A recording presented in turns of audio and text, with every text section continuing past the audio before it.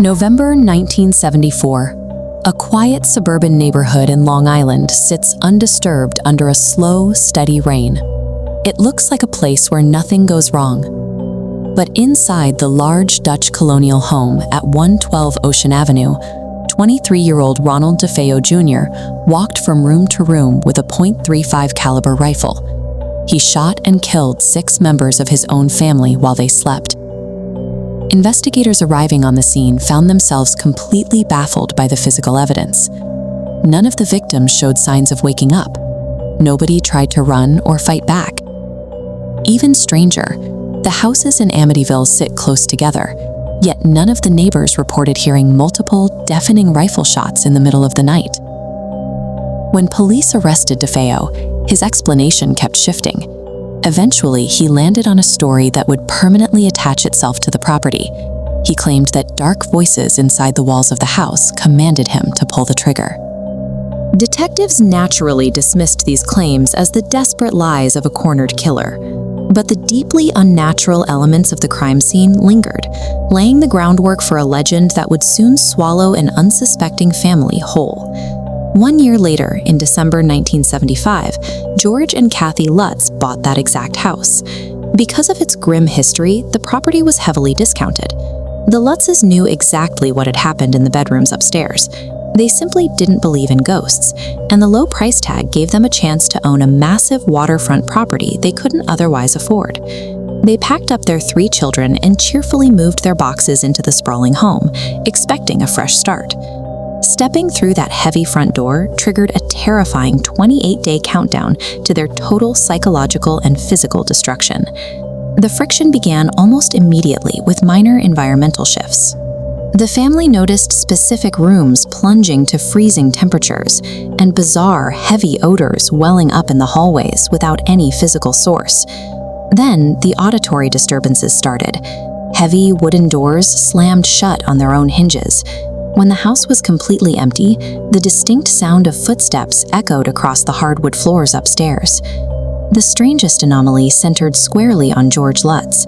Every single night, his eyes would snap open, pulling him out of a deep sleep at exactly 3:15 a.m.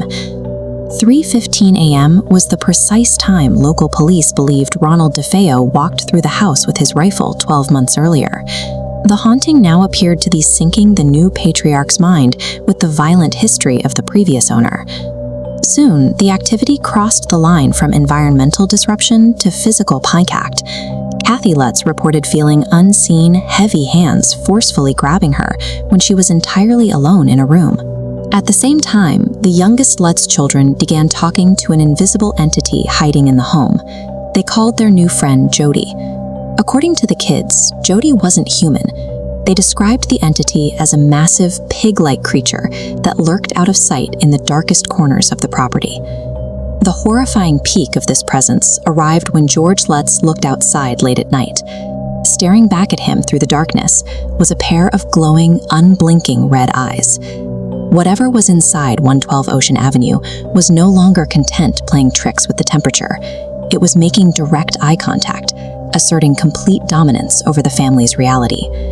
As the month wore on, the physical corruption of the building accelerated.